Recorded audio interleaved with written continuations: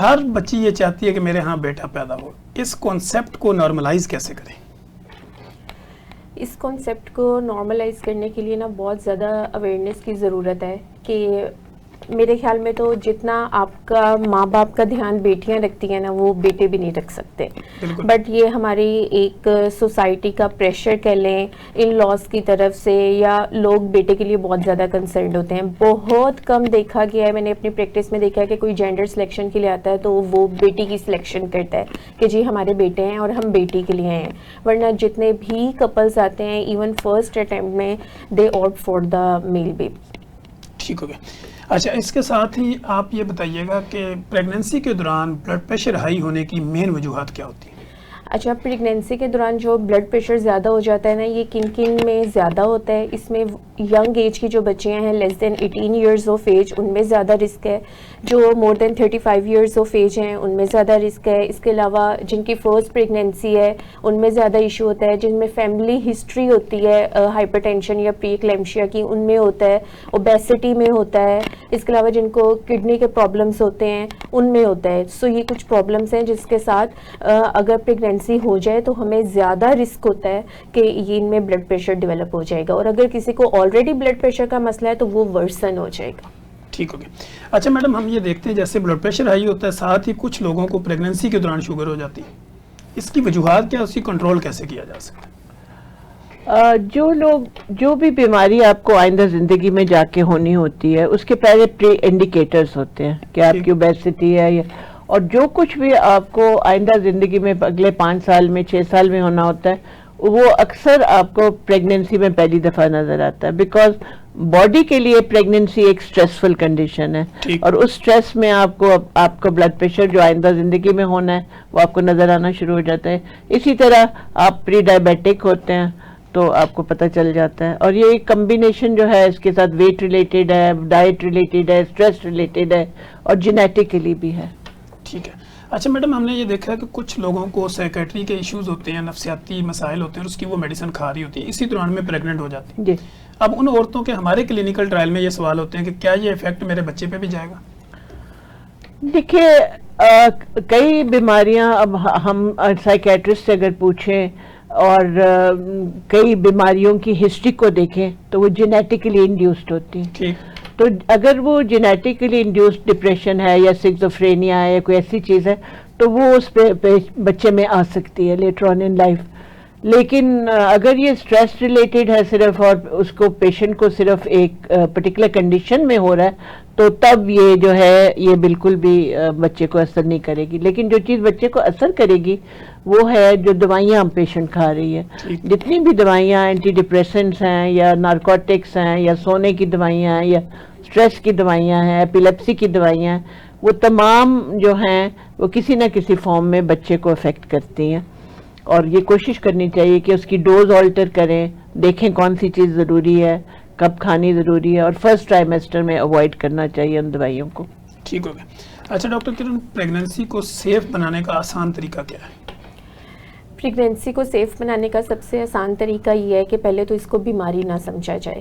اگر آپ کو کوئی پرابلم نہیں ہے اور آپ کی نارمل ہیلدی پریگنینسی ہے سو دس از اے بلیسنگ. اس میں کچھ بھی آپ کو منع نہیں ہے. مطلب پیشنٹ آ کر پوچھتے ہیں کہ ہم ٹریول کر سکتے ہیں, ہم سیڑھیاں چڑھ سکتے ہیں, ہم انٹر کورس کر سکتے ہیں, ہم انڈے کھا سکتے ہیں. سو یہ سب متس ہیں, تو کچھ منع نہیں ہے. جسٹ آپ نے اپنی ہیلدی نیوٹریشیس ڈائٹ لینی ہے, آپ نے ایکسرسائز کو اپنی روٹین کا پارٹ بنانا ہے, آپ کو جو سپلیمنٹس دیے گئے ہیں آپ نے ان کو ریگولرلی لینا ہے, آپ نے جو روٹین کے اپنے اسکینس ہیں وہ کرواتے رہنا ہے, اپنی ویکسینیشن کروانی ہے. جسٹ آپ اپنا regular entity natal check up کروائیں. سو آپ اس سے بہت سی کمپلیکیشن سے بچ سکتے ہیں, اور اگر کوئی پرابلم ہوتی ہے تو وہ ارلی ڈائگنوز ہو کر ارلی مینیج ہو سکتی ہے. سو اس طرح آپ ایک سیف پریگنینسی کو انجوائے کر سکتے ہیں. ٹھیک. میڈم, سی سیکشن زیادہ ہونے کی وجوہات کیا ہے, اور نارمل ڈلیوریاں کم کیوں ہو رہی ہیں؟ ہاں جی, سی سیکشن کی وجوہات بہت سی ہیں, اور یہ تھوڑا سا انکریز کی طرف ہے کہ سیزیرین زیادہ ہو جاتے ہیں. اب پہلے زمانے میں جو پریگننسیز تھیں وہ ایک پیشنٹ جو تھا وہ اپنی 12 بھی 10 بھی میں سننے میں آتا ہے 5 6 تو ڈیلیوریز عام لڑکیاں کرتی تھیں, اور ان کی اتنی فیملیز ہوتی تھی. آج کل فیملی سائز جو ہے وہ ریڈیوس ہو رہا ہے، اور فیملی سائز ریڈیوس ہونے کی وجہ سے وہ سلیکٹیو ہو گئے ہیں کہ وہ بچہ کیسے پیدا کریں. ٹھیک. بہت سارے پیشنٹس جو ہیں وہ سلیکٹیولی اپنے آپ کو کہتے ہیں کہ جی ہم نے تو نارمل ڈیلیوری نہیں کرانی، ہم نے سیزیرین کرانا، because they don't want to go through the stress of that. ایک چیز یہ ہے. دوسری چیز یہ ہے کہ ہر ڈاکٹر کی کوشش ہوتی ہے کہ یہ نارمل ڈیلیوری کرے، ٹھیک. لیکن جیسے ہی وہ پیشنٹ لیبر میں آتی ہے، مجھے ابھی گاؤں وغیرہ کا اتنا زیادہ ایکسپیرینس نہیں ہے لیکن میں پرائیویٹ پریکٹس کی بات کر رہی ہوں. اب وہ پیشنٹ آتی ہے، جب وہ ڈیلیوری کے لیے آتی ہے، اس کے ساتھ اس کی ماں ہوتی ہے، اس کی ساس ہوتی ہے، اس کی 2-4 سہیلیاں ہوتی ہیں، خاوند ہوتا ہے، خاوند کا ابا ہوتا ہے، اس کا اپنا ابا ہوتا ہے. ٹھیک ہے. اکثر میں نے پرائیویٹ پریکٹس میں ہی دیکھا ہے کہ ایک پورا خاندان جو ہے نا اس پیشنٹ کے ساتھ آتا ہے. ٹھیک. اب جیسے پیشنٹ کو 2-4 پینز آتی ہیں جو کہ because it's labour, it's a painful process.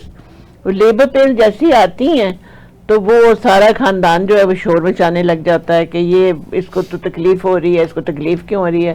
اب ایپیڈیورل جو ہے وہ یہ ہے کہ کمر میں آپ کے ٹیکا لگتا ہے جس کی وجہ سے آپ کا پین جو ہے پین فری ہو جاتا ہے. لیکن ایپیڈیورل کے ساتھ آپ کو یہ بھی سمجھانا پڑتا ہے پیشنٹ کو اور اس کے ریلیٹیوز کو کہ اس کی اپنی کمپلیکیشنز بھی ہیں، آلدو ریموٹ ہے پر ہیں. جب ان کو وہ ریموٹ کمپلیکیشنز بتائی جاتی ہیں کہ یہ کمر میں انجیکشن لگانے کے ساتھ یہ مسئلہ بھی ہو سکتا ہے تو وہ اس کو بھی ریفیوز کر دیتے ہیں اور وہ یہ شور مچانے لگے ہماری تو بچی یہ نارمل ڈیلیوری کر ہی نہیں سکتی. سو ایک ریزن یہ ہوتی ہے کہ جو پریشرز ہیں نا ارد گرد کے کہ جی اس کو جلدی ڈیلیور کریں، اور یہ ایک ہی چیز یہ ہے. تیسری چیز میرے خیال ہے یہ فزیشنز پہ بھی ڈیپینڈ کرتا ہے. بہت سے ڈاکٹرز جو ہیں وہ اپنی عادت یہ بنا لیتے ہیں کہ ایک سرٹن ٹائم تک وہ دیکھتے ہیں اور پھر اس کے بعد وہ اس کو پیشنٹ کو کنونس کر دیتے ہیں کہ آپ سیزیرین کریں، وچ از رانگ. جو ڈاکٹر کی طرف سے اگر کوتاہی ہے تو اس کو میں ایکسیپٹ کرتی ہوں کہ اس میں کریکشن کی ضرورت ہے. لیکن ارد گرد کے لوگ اتنا تنگ کرنے لگ جاتے ہیں آپ کو کہ کئی دفعہ آپ نارمل کرنا بھی چاہتے ہیں تو آپ نہیں کر سکتے. نارمل ڈیلیوری ایک اچھی چیز ہے مگر normal delivery at the risk of the baby اور دا مدر نہیں ٹھیک ہے. اب پہلے زمانے میں ہوتا یہ تھا کہ الٹرا ساؤنڈ نہیں تھا، فیٹل مانیٹرنگ اتنی اچھی نہیں ہوتی تھی، مدر کی مانیٹرنگ اتنی اچھی نہیں ہوتی تھی، تو جو بھی کمپلیکیشنز تھی اس کے ساتھ وہ لمبا چلتے چلتے لیبر جو ہے چلا جاتا تھا.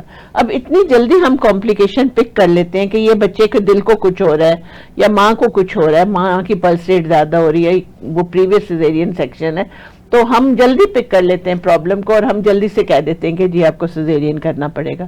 سو یہ بہت ساری چیزوں کا ایک مرکب ہے جس کی وجہ سے یہ سیزیرین ریٹ تھوڑا سا زیادہ ہے. لیکن اگر اس کو سائنٹیفکلی دیکھا جائے تو 17 to 30% سیزیرین جو ہیں ہمارے ملک میں ہو رہے ہیں ڈپینڈنگ آن کہ بچہ کہاں ہو رہا ہے. ٹھیک. ڈاکٹر کیرن، ایک نارمل پریگننسی کے دوران ایک وومن کنسرن ہے کہ میں نے کوئی لیب انویسٹیگیشن بھی ساتھ ساتھ کرواتی رہنا ہے، تو وہ کون سے ایسے ٹیسٹ ہیں جو ان کو کروانی چاہیے؟ دیکھیں جب بھی کوئی پیشنٹ ہمارے پاس جیسے ہی اس کی پریگنینسی کنفرم ہوتی ہے اور وہ آتا ہے تو ہم اس کے کچھ بیسک سکریننگ ٹیسٹ کرواتے ہیں جس میں کمپلیٹ بلڈ کاؤنٹ ہوتا ہے، وائرل سکریننگ ہوتی ہے، ہیپاٹائٹس بی سی HIV، اس کے علاوہ شوگر کی سکریننگ کروائی جاتی ہے بلڈ شوگر فاسٹنگ سے یا سم ٹائمز HbA1c سے. اس کے علاوہ آج کل تھائرائڈ بھی کروایا جاتا ہے روٹین میں، بلڈ گروپ RH فیکٹر کروایا جاتا ہے اینڈ یورین کمپلیٹ ایگزامینیشن کروایا جاتا ہے. اور یہ تو لیب انویسٹیگیشنس ہیں. اس کے علاوہ جیسے ہی ارلی پریگنینسی کلینکس جو ہمارے ہیں پیشنٹ آتا ہے تو ہم ٹرانس ویجائنل اسکین کر کے ضرور کنفرم کرتے ہیں کہ پریگنینسی انٹرا یوٹرائن ہی ہے. اگر انٹرا یوٹرائن نہیں نظر آتی تو دین یہ کنسرن کی بات ہوتی ہے، ہمیں ایک ٹاپک کا سسپیشن ہوتا ہے. اس کے بعد جیسے ہی 11 to 13 + 6 ویکس کے دوران ہم لوگ اینٹی اسکین کرواتے ہیں جو کہ اگر اس میں ایشو آئے تو ہمیں ڈاؤن سنڈروم کا سسپیشن ہوتا ہے. دین اگر ہم سیکنڈ ٹرائمیسٹر کی بات کریں تو 5th منتھ میں آلموسٹ 20 ویکس پہ انوملی اسکین بہت زیادہ ضروری ہوتا ہے. دین منتھلی بیسس پہ routine growth scans and at the end ہم بیبی کو مانیٹر کرتے ہیں with CTG، Doppler and biophysical profile.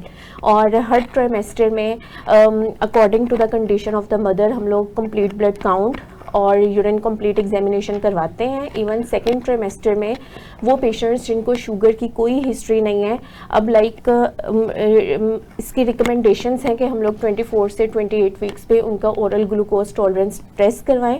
ہم لوگ لائک ان کو ایک ٹریگر دے کے دیکھیں کہ ان میں شوگر ہونے کی ٹینڈنسی تو نہیں ہے.